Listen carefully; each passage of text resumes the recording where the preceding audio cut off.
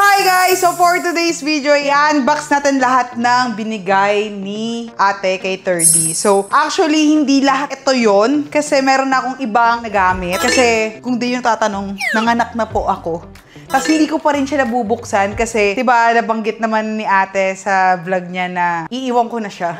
So, naglilipat po kami and nanganak po ako. So, kaya hindi ko siya naayos and hindi ko pa siya na-unbox. So, ngayon, samahan nyo akong i-unbox ang regalo ni ate kay Thirdy. So, hindi ko alam kung paano ako mag-uumpisa kasi napakadami. Seryoso, napakadami. Hindi ko in-expect na ganito kadami yung ipamimili ng ate ko sa akin. So, sobrang spoiled ko and sobrang spoiled ni Thirdy. Kasi so, shout out sa'yo. Kung di nyo pa napapanood yung vlog ni ate na pinamili niya ako ng baby needs, baby things, click nyo na to. So, di ko alam kung paano ako magsisimula. Eto guys, bukas na siya kasi ginamit na namin siya nung pag-uwi namin sa kabilang bahay, sa bahay ni ate. Nilagay ko pa rin dito yung box kasi hindi ko siya ma-unbox. So, eto lang yung ma-unbox ko, yung crib.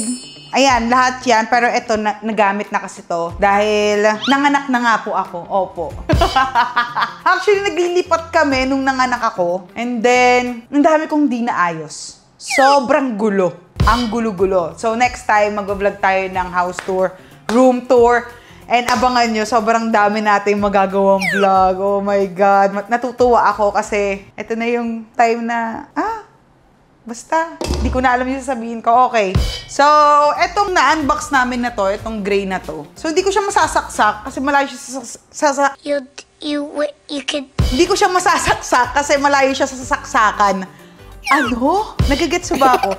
Guys, sorry medyo lutang talaga ako dahil siguro nga sa hormones ng bagong panganak. Kapag pasensyahan nyo na, intindihin nyo na lang. Ito si Lumi. So, hindi to sponsor lahat. Lahat to binayaran ng aking sista. So, cute siya kasi pwede mong ilagay dito si baby. And then, hindi ka na maghihele. Automatic swing na siya. And also, meron siyang sounds. So, ayan siya. Kulay gray kasi gray ang team natin. Actually, hindi nga gray yung team ko kay Thirdy eh. Green sana and brown. Pero dahil nga gray lang ang mga available, so go for the gray. Ayan. Meron siyang cat sa loob. Kinukuha siya ni Nisha kasi mahilig po talaga si Nisha sa cat. Sa mga nag-aano dyan ng cat, pasenda naman po ako para may option ako ng cat kasi gusto kong bilan, may balak akong bilan si ate Nisha ng cat. Ayan. So, ito na siya. And then, next, ayan, meron tayo ditong carrier. So, hindi pa naman to talaga totally need ng newborn, di ba? Alam nyo naman yun. And hindi pa siya talaga nabubuksan. So, ayan. Unbox natin siya. Para kung sakaling pupunta tayo ng mall or gagala tayo. Ayan. Pag ganito siya. Hindi ko masabing excited na akong makita si Thirdy kasi nakikita ko na si Thirdy. Okay. Ito sa likod to.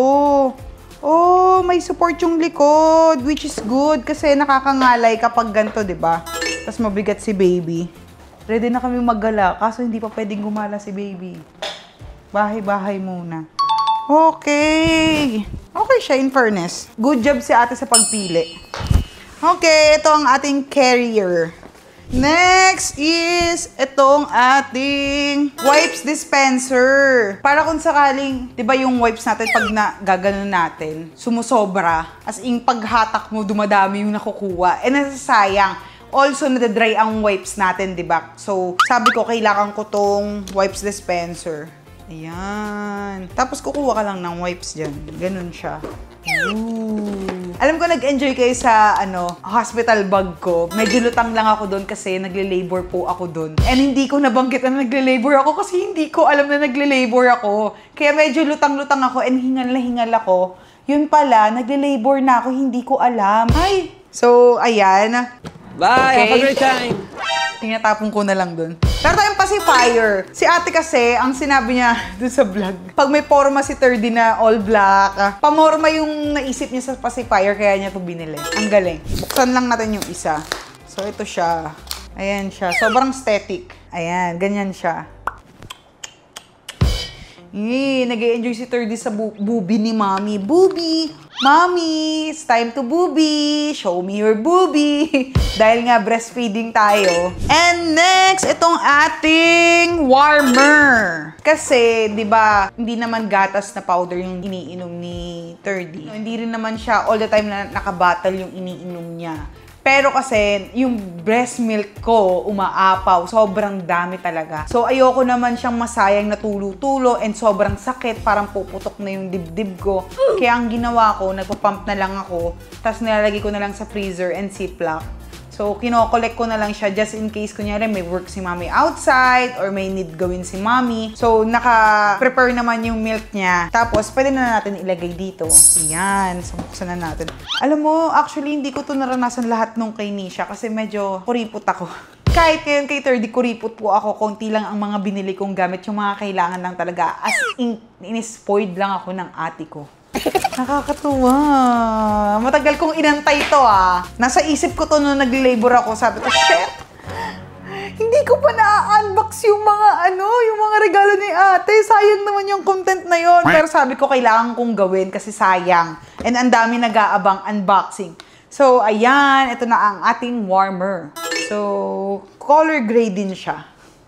So, next, itong ating bottle. So, ito kasing bottle na to, sabi ko nga dun sa vlog ko, dun sa hospital bag. Nasanay si Nisha and tested na namin yung Philips na bottle, yung Avent. So, ayan. 2 9-ounce na bottle. And then, meron din siyang 2 small bottle. So, 4 ounce siya. For newborn to, sure. Kasi maliit lang. And meron kasamang brush, panglinis ng bottle. Also, pacifier again. So, meron pacifier na white. Next, itong ating safety first. Booster seat. Oh, yun pala ang tawag sa kanya. Actually, hindi ito binili ni Z. Previous lang to sa pinagbilan namin kasi ang daming binili ni Z. Humirit ako dun sa vlog kay Madam. Sabi ko, anong previous? Anong pa-previous nyo? Ang dami namin binili. Diba kasi ganun yun? Very nanay. Nag-aantay ng previous sa sobrang daming binili ng tita. Diba? Oh my God, i-assemble pa pala siya. So, ito, hindi naman pa namin ito magagamit kasi si 30 hindi pa naman siya nakakaupo dahil newborn. So, ire-ready na lang natin. So, ayan. Ayan siya. So, nalalak pala siya. Okay. Cute! Para kunyari, papakainin natin siya. Dito na lang siya. Patong lang sa table. Ganun. Tapos papakainin. So, itong kanyang The Professional Baby Sleep Aid. So, ibig sabihin, organic cotton yung texture nung kanyang, So, wala atang battery. Dechargeable siya. Okay. Paano siya i-charge? So, ito ang kanyang first stop toy. Yes! Napaka-cute, diba? Okay, next, itong ating steamer. Kasi kailangan talaga ng, ng steamer. So, kailangan natin every time na nililinis yung bottle, ini-sterilize yung mga bottle din, di ba? Ayan, so unbox natin siya. So, kinuha ko parehas Philips Avent para sure na lang din ako kasi ayun lang yung alam ko talagang worth it bilhin kasi pang matagalan na. So, gray ulit siya. Pero alam ko gray naman talaga si Avent. Ayan. Even may breast pump, pwede kong i-steam dito. Kaya gusto ko din siya. Pag ganyan siya. Ito muna. Okay. Ay! So, para tayo mag-i-steam ng siomay. Nagutom bigla. Gusto ko ng steam siomay. Di ka na buntis, girl. Ano ka, naglilihi? Ayan. Ayan ang ating steamer. Next, itong ating... Anong tawag dito? Magkamali ako ng pronunciation. Mabash nyo ako. Teka lang. Daddy! Anong tawag dito? Hindi ko mabasa kasi iba yung lingwahe. Halika dito. Yan sa loob. Ano ba yan? Pagpasok pa na disaster agad. Guys, construction kasi ako ngayon eh. Ayun sabi ko, ano daw to? Tres cilantros abe carrot. O, di ba? Hindi mo maintindihan. Segures eh. Ano ba yan? Latin ba yan? English for, hindi, ano to? Espanyol. Daddy, Reparable, sabi. Reparable. Repairable daw yan. Durable. ano yun? Second de bien, deverable. 2 beses mong pwede i-repair. Pwede na! Uwe. Ayan nga, oh. Second life. Tangina, may English pala eh. I know. Humidifier nga to, Humidificatore. Diba? Kaya hindi ko siya... Wala English. Kaya hindi ko siya mabigkas, baka mabash nila ako eh. Humidificatore. Pero ano to? Programmable at silencio por garanto. Daddy, sobra na. So paano siya, nilalagyan lang ba siya ng water? Oo, water. Water lang talaga, walang Yata. pinapatak? Ewan ko. Alam ko may pinapatak sa mga ganyan, Baka di ba? Joy. Anong joy? Patak isang katuta. Kaya mahal-mahal kita eh. Paano mo ito-testing kung walang laman? Nakita ko lang to sa review ng isang mama. Kaya binili ko siya kasi napaka-helpful daw nito sa loob ng room. Meron tayong humidifier. So meron tayong fitted sheet. 3 siya.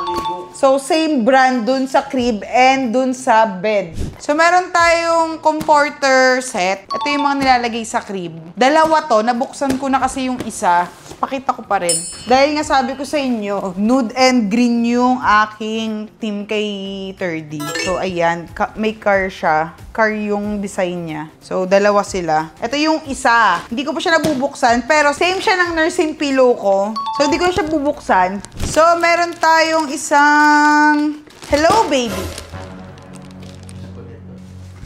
Nag-iinit na yung ulo ko. Tignan mo! Go. So, meron tayong hello, baby. Naka-bad trip ka talaga.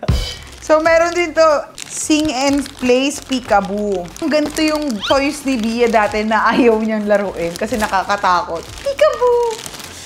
So, ayan. Talks and Play Peekaboo. Tanggalin muna natin siya. Oh! Hello, baby. Peekaboo is most fun with you. Where'd you go? Peekaboo, I found you. Ang cute! Where am I? Here I am. Where are you? Peekaboo, I see you. Aww. Okay. Meron tayong Peekaboo! I found you! Wala lang. Cute lang. Okay. Dito na tayo sa crib. Okay. Ewan ko ba dito kay ate? Bakit ganito kamahal? Daddy, are you ready to assemble crib? Wala na pag-away. Basic yan? Tingnan natin kung basic. Paano ka ma-excite magkabit ng crib ngayon? Eh, nakalabas na yung anak mo. Start na mag-assemble ng crib na napakalaki. Magsira. Anong magsira? Ano ba? Ito, mag-aaway kami dito, sure. Ah, okay. Tulog muna kayo dyan. Bukas pa kami dito. So, dapat yung pa-curve muna yung i-start. Shucks, ang hirap pala magkabit ng gantong crib. Ang daming cheche, bureche. Pero maganda tong crib na to. And mahal din siya. Parang hindi ko naman maintindihan yung instruction dito. Ang gulo-gulo.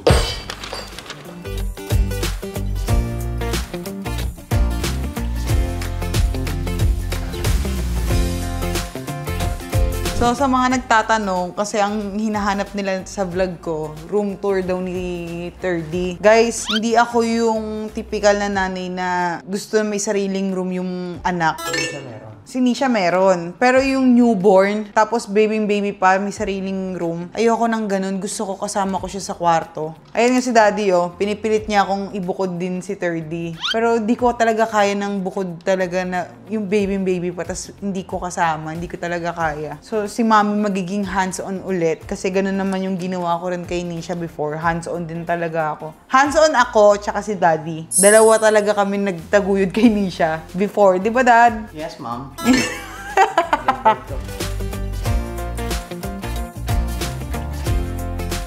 Ayan, konti na lang. Pwede na to. Hulog nga lang. So, bali, si Daddy kasi nag-work. So, hayaan mo muna siya. Si Mami muna. Ito naman bubuhay natin. Pwede mo siyang iduyan-duyan. Ano? Guys, oh. Sini siya mag-e-enjoy dito. Ganito ni kayo third. Wala si ma'am. Pakawalang iya mo talaga. Pakaganda nung crib. Tapos na tayo magbuo. Sabi kasi unboxing lang eh. Walang usapang magbuo. Okay. Paka mo to. So next, last. Itong ating bed. Last na to. Pakaganda naman pakaganda ng mattress nila oh. The zipper. So ibig sabihin, pwede mo siyang labhan anytime. Magkiwalay ba yan? Magkano to? 19,000? Oh? Ito? Yung mattress. Look.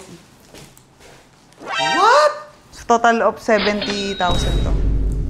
9,000 yung mattress. pwede talaga to sa isa pang anak ko. Hindi natin tatapon to. Ang hirap mag-ire. Mamamana to ng iba pang pamangkin natin. Ang ganda nung crib. Nakaka-inlove. Ako eh. So, eto na guys. Last. Lalagyan na natin tong cover na to. White lang siya. Ay, ang ganda nung cover pala. Lalaban natin to guys. Ilalagay ko lang. Excited lang ako. Ang ganda nung crib. I'm in love. So, ayan guys. Dito ko na tinatapos yung vlog. And sana nag-enjoy kayo. Nakakapagod pala to. Dati taas baba lang yun eh. Sa mga ganito eh, no? Oo. Taas baba lang eh. Umaandar na, naalis na to. And tignan mo naman yung quality. Ang ganda. Bye guys!